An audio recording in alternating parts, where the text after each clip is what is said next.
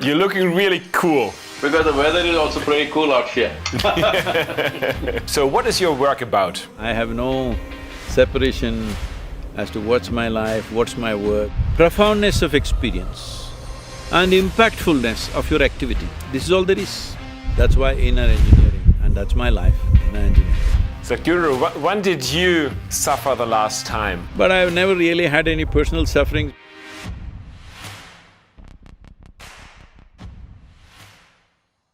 Namaskaram, Alex. Hey, Sadhguru, nice to meet you. How are you doing? I'm doing great. I'm here outdoors. I'm sorry the way I'm dressed because very sunny out here. Yeah, you're looking really cool, to be honest. Well, because the weather is also pretty cool out here. Yeah, you're at the Grand Canyon, right? Yes, just outside the national park at the Grand Canyon.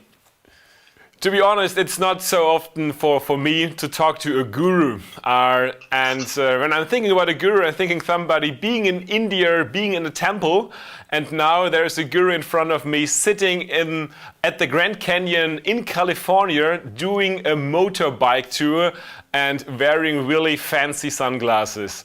What kind of guru are you? No, just the shape of the sun. Nothing fancy about it. The sun is round, so I thought best to wear something round to protect myself. Very sunny out here. So, your entire life you have an amazing impact on people. Today, many people following your ideas about leadership, about self-development, about coaching. So, what is your work about? What's my work about? I think it's better you reframe that question as what is your life about? Because I have no separation as to what's my life, what's my work, what is my this and that, I just have life. So have you and so have everybody. You don't have anything other than your life. The only thing that you have is life, rest is all imagination. Right now, because a few things are collapsing, because of the pandemic, people are thinking their life is going away. Unfortunately, a million people have lost their life, that's a different matter. People have lost their dear ones, that's a different matter. Rest is all our making. The only thing we have is life. So how to make this life happen at its peak, every moment? Everybody has known some peaks. People have known peaks of happiness, joy, competence, ecstasy, compassion, love. Everybody has experienced this at some point. But the problem is sustainability, they are not able to sustain it. They hold those moments as cherished moments as if rest of the time they are not capable of it. This has happened simply… See, suppose because you're German I'm saying this, suppose you guys… you're making good cars, let me acknowledge you, I'm also driving one. Even my motorcycle is German right now. So, you're making good machines. Suppose you make a motorcycle or a car which starts only once a month it starts, rest of the time you can't start it. You will junk it or no? So right now people are like this, once in a way they are in their peak, rest of the time they are down, simply because they have not engineered themselves properly. So, my work and my life is about helping people to engineer themselves so that they are at the peak of their experience. Because when it comes to life, there are only two things, what you call as my life. Profoundness of experience and impactfulness of your activity, this is all there is. Without profoundness of experience, impactfulness of activity is hugely crippled. Without a strong experience within you, you cannot impact the world in a big way. So, activity is about impact. Life is about profoundness of experience. People may think, no, that's not what I want money, I want family, I want love, I want children, I want wife, I want husband. Well, all this you want only because you believe it will bring some profoundness of experience. So that's what I'm saying, how you do it is up to you. But profoundness of experience and impact in the activity that maximum impact that we can create with activity is all there is in life. For this, you need to be a well-engineered machine, and that's my work. That's why inner engineering, and that's my life, inner engineering. How do I get profoundness experience to have that inner strength in me? See, right now your whole experience of life is limited to 5 sense organs. What you see, what you hear, what you smell, what you taste, what you touch. From this you have gathered data. From that data, you're thinking things up. Right now, from where you come in Europe, too much significance has been given to human thought. In the yogic culture, we don't give any significance to your thought, but we are very, very interested in the quality of your attention. Because human attention is the most important thing. It is human attention which opens up doors. Most significant discoveries and realizations in the world happened when people had a very keen sense of attention. Say, for example, all these things happen in Europe, so I'm taking European examples. An apple fell. Apples were always falling. An apple fell, somebody was attentive, not thinking, just attentive, and laws of gravity. Well, a man tired of his work went and got into a bathtub, water overflowed, you have loss of flotation. A coffee kettle boiled over, there you have the steam locomotive or steam engine. Like this, most significant scientific discoveries also happened when human beings had the attention, not thought process. Because thought is just recycling of your existing data, nothing new will come out of it. Thought is a way of exploring the permutations and combinations of what you already know. You cannot know something new with your thought process, but attention can open up any door. If your attention is keen enough, intense enough and can be sustained, there is no door in the universe that cannot be opened for you. So, yeah, how do I get that state? I mean, Albert Einstein already said you don't solve a problem where you created it, so how can I change that? Well, we sent you in an engineering online program. I heard you did only 1 or 2 sessions. See, no attention. No, already three out of 7, yeah. And I really enjoyed it. I just started this week. See, today people are carrying attention deficiency as a badge on their sleeve. They say, my attention is only 2 minutes, 1 minute.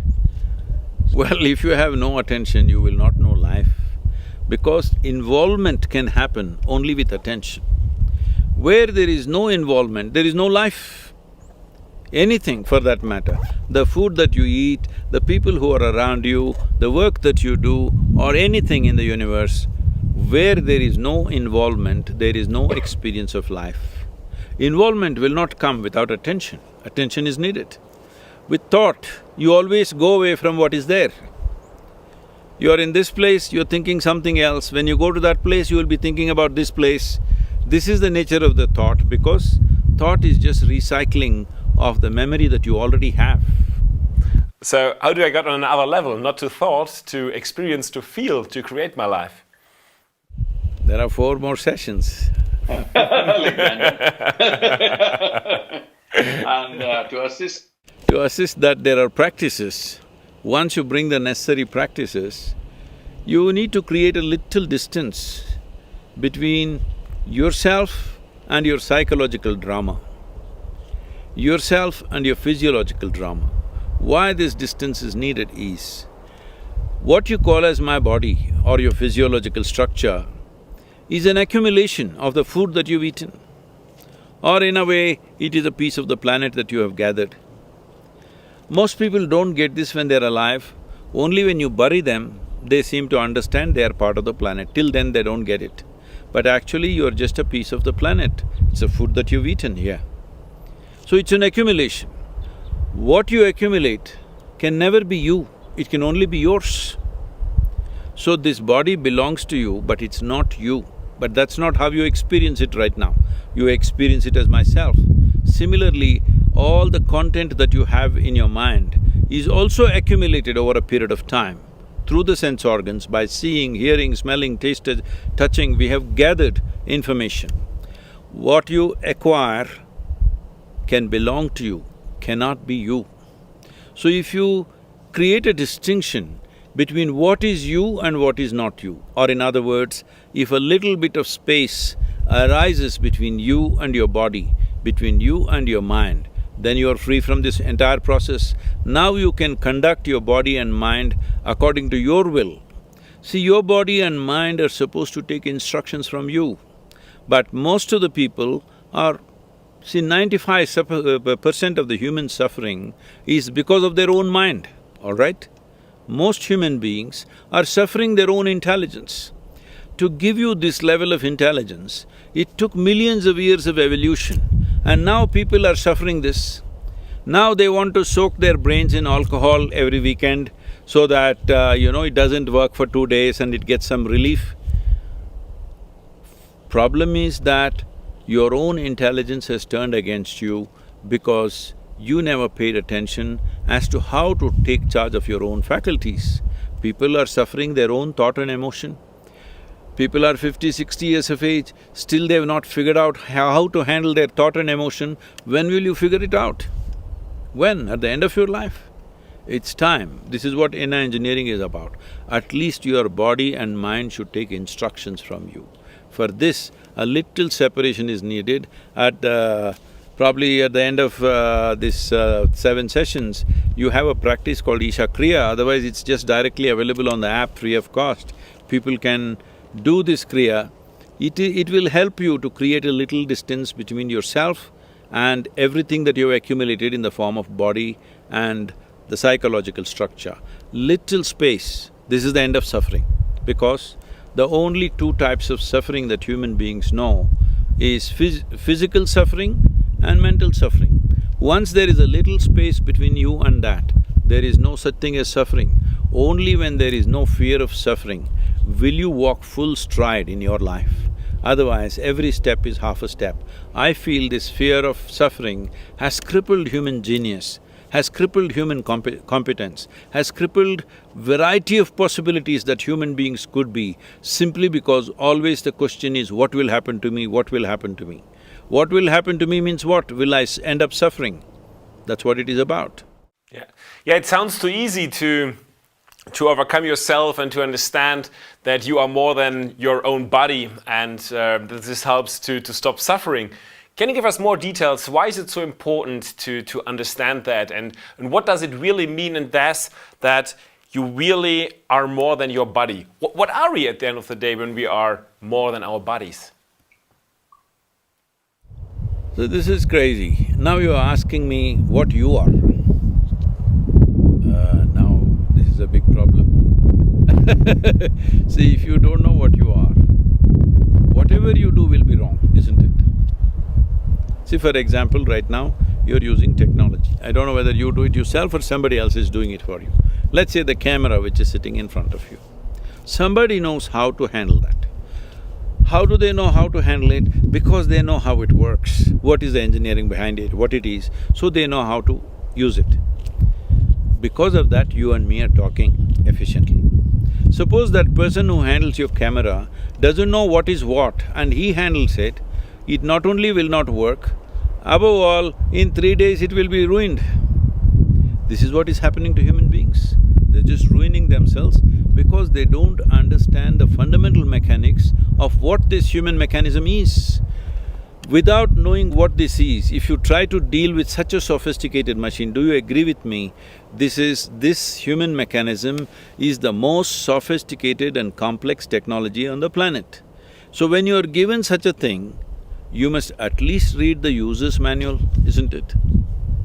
So what we are calling as inner engineering is a kind of a user's manual, how to deal with this. If you know how to operate this is the most fantastic machine. Human intelligence should be a solution for everything. But human intelligence has become the biggest problem. What people are suffering, see, if I'm with you, Alex, and I'm suffering, I can say I'm suffering because of you. Always people are doing this to each other. But I'm sitting here alone in Grand Canyon and if I'm suffering, obviously I'm in bad company, isn't it? If people are alone and suffering, people are alone and suffering all over the world, this means what? That you're in bad company. So what should you fix? This is the first thing you should fix. Before touching the world, this must be fixed. So, you're working a lot with meditation and yoga. How does yoga and meditation helps getting to that point? When you use these words, yoga, meditation in the West, it's become so distorted, it's hard to correct the original definition. The word yoga means union, not twisting and turning. I don't know what sort of yoga they're doing in Germany.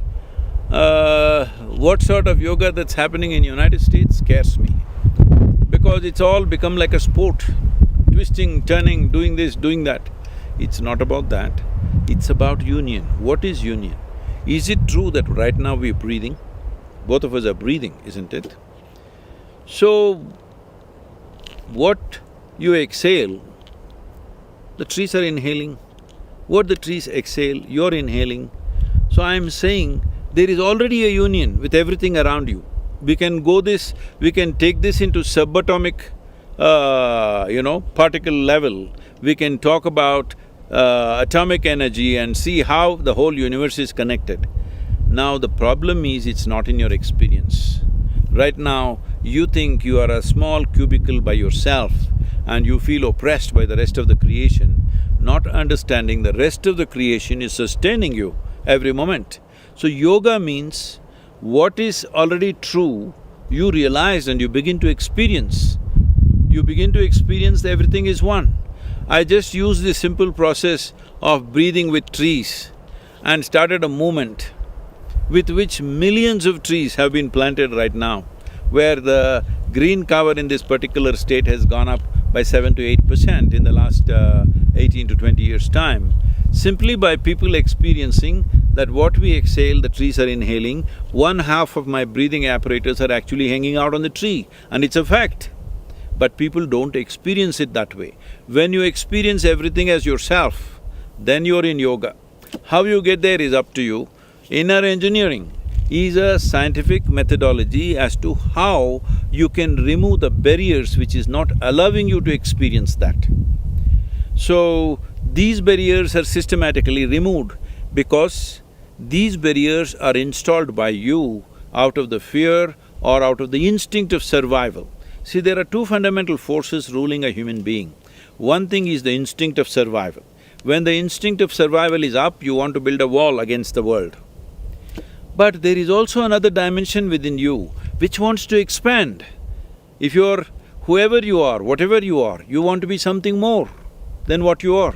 If that something more happens, you want to be something more. This goes on endlessly. Even if I make… your name is Alexander, suppose according to, your namesake's ambition, I make you the emperor of this planet. Will you be fulfilled or will you look at the moon and the sun and the stars and the galaxies? You will look at it, isn't it? So, you have a longing. This is not installed by anybody, instilled by anybody. This is not a teaching or a philosophy. This is a natural longing in a human being to expand limitlessly. If you want to expand limitlessly, can you do it physically? If you try to do it physically, you will end up as a disaster like Alexander the Great, because half the world conquered, a miserable man, and in the end, an Indian mosquito kills him, all right? That too a female mosquito kills him because trying to physically expand will lead to a disaster. So once you understand your expansion or your desire is not about something more, it's about all. It is just that it's coming in installments in your mind. But actually, if you sit here and look at it, what would be absolutely fulfilling for you? You want to expand limitlessly. Limitlessness or boundlessness is not possible in the very nature of physical life, because physicality always happens with a defined boundary. If there is no defined boundary, there is no physical sense. So there is something within you longing to experience life beyond physical nature.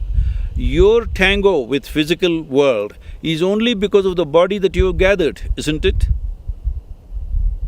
It's only because of the body that you have gathered, you have a certain relationship with the physical world. Otherwise, you have no relationship with the physical world. So, physical body is very necessary to walk this planet, but it is your vehicle. It is like you got into your BMW. I'm using the word BMW because these are the three traps: body, mind and the world. You get involved and entangled in this. You drove your BMW, but somewhere you want to get out of the car, isn't it? You don't want to live in the car for the rest of your life. As a vehicle, it may be a good vehicle, but when time comes, you must to get off. Right now, that ability you have given up. Inner engineering is a process to give you this, that if you sit here, your body is here, your mind is there, what you is little away from these two things. Once this happens, this is the end of suffering. Once there is no fear of suffering, once you're joyful by your own nature, not because of something else, only then you can truly unfold your genius. Right now, I see that human genius, human competence, human ability to do things is simply being crippled because of the fear of suffering. Sadhguru, when did you suffer the last time and how did you deal with that? When did I suffer the last time? I don't think I've suffered.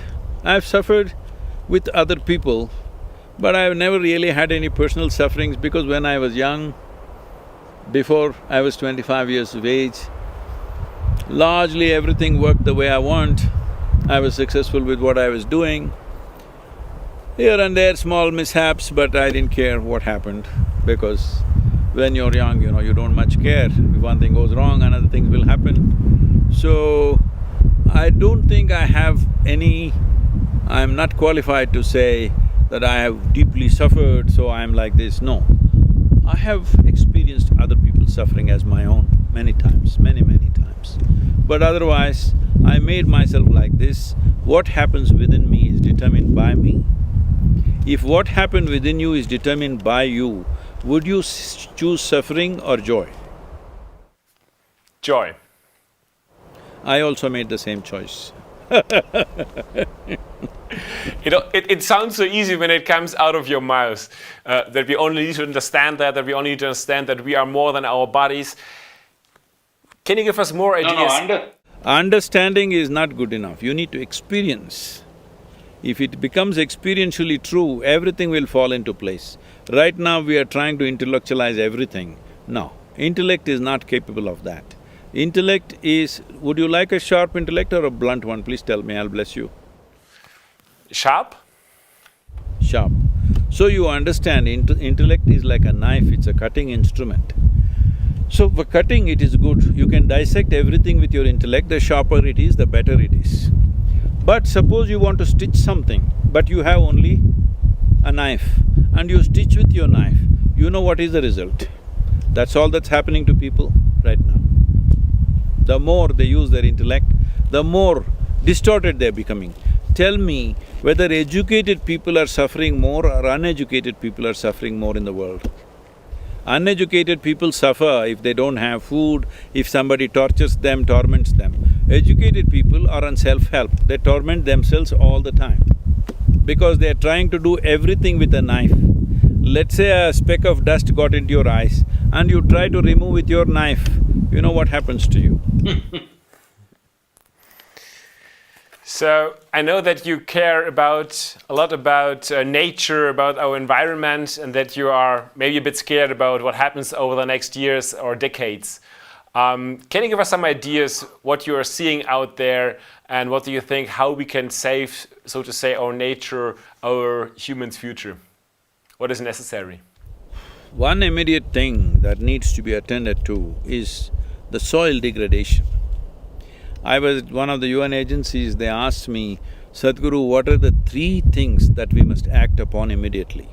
I said the three things are soil, soil and soil.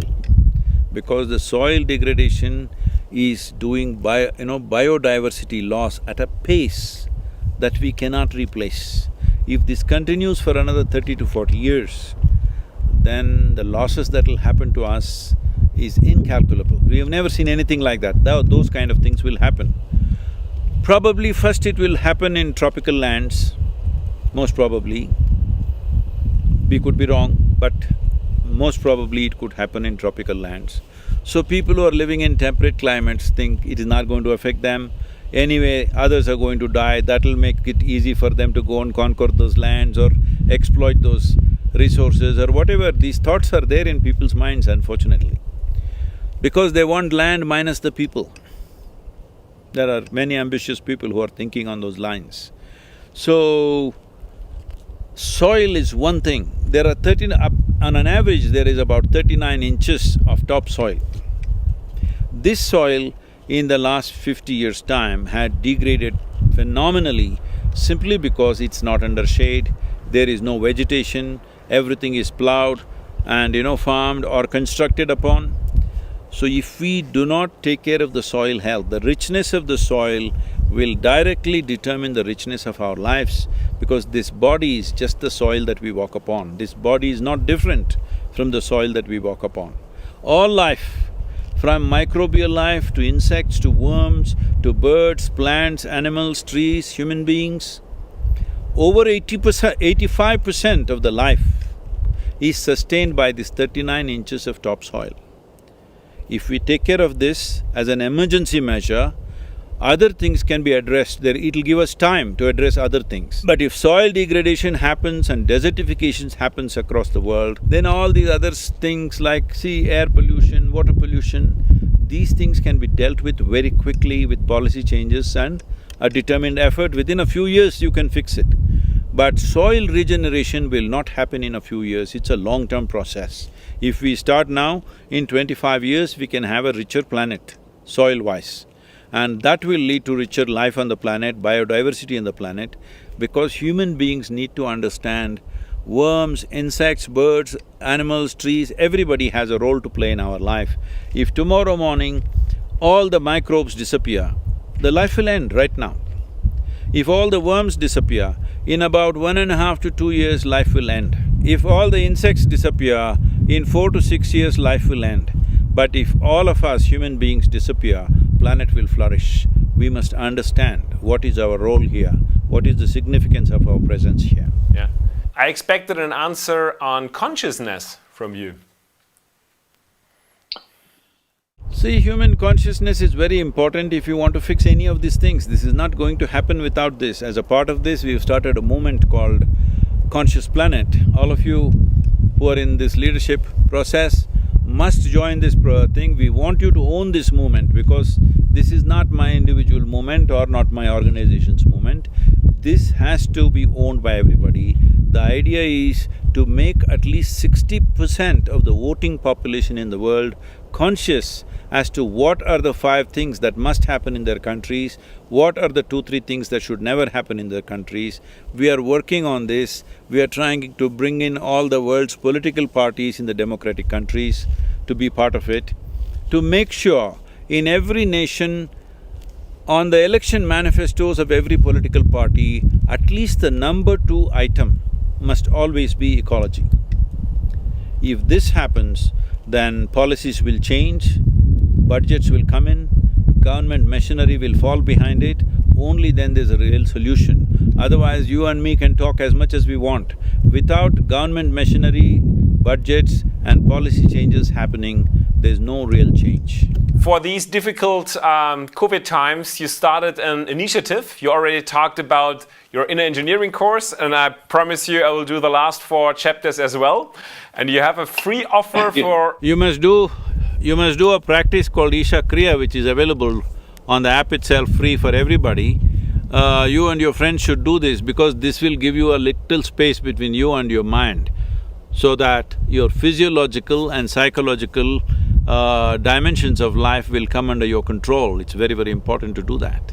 Yeah. If you have a good car, you must be a good driver too, otherwise it'll be a mess Isn't it? And you have a free offer for everybody who is now caring for the people out there, policemen, but also every healthcare professional. So the whole greater community, everybody who's listening now is invited to do your inner engineering course for free. And I'm very thankful for your initiative. And everybody who's not a COVID warrior but interested in it as well, you have a special offer right now, which is 50% off, and I really can recommend it. And I'm very thankful for making that possible, Sadhguru. Thank you very much. All the best to whatever endeavors you're taking up, because this needs a sustained effort from everybody. You are all the next generation of people. You need to be focused on what we create in this world during our time. This is our time on the planet. What significant things we'll do, what wonderful things we will do, or what horrible things we will do is just in our hands. This is our time on the planet. We must make this the best time ever in the history of humanity. May I ask you one last question, Sadhguru? You have a lot of… Tell me. You have a lot of volunteers which are working for your Isha Foundation. They're helping people. We also educate people to get coaches, greater coaches. What is your best advice you give people who help other people to develop their own potential, to serve others? Your best advice? See, the best thing you can do is, it's not by advice, it's not by teaching that somebody will change around you. The best thing is that you must become an inspiring human being. Inspiring human being means you make yourself in such a way that 10 people around you aspire to be like you. They must see you as the ideal. And when you make this kind of a person, you must also estimate and see the kind of persona that you are exhibiting. Is it for large-scale well-being? There may be no absolute well-being, there may be always somebody who argues this is all bad, that's always there. But in your consciousness, have you fixed this, that you as a person is a conscious person who structures yourself in such a way that you are for maximum well-being on the planet? And that will naturally be inspiring. If you act in an inspiring way, if you live in an inspiring way, people around you will naturally grow up to that. Thank you very much. Thank you, Sadhguru. Have a good time in California. Was a pleasure. Thank you.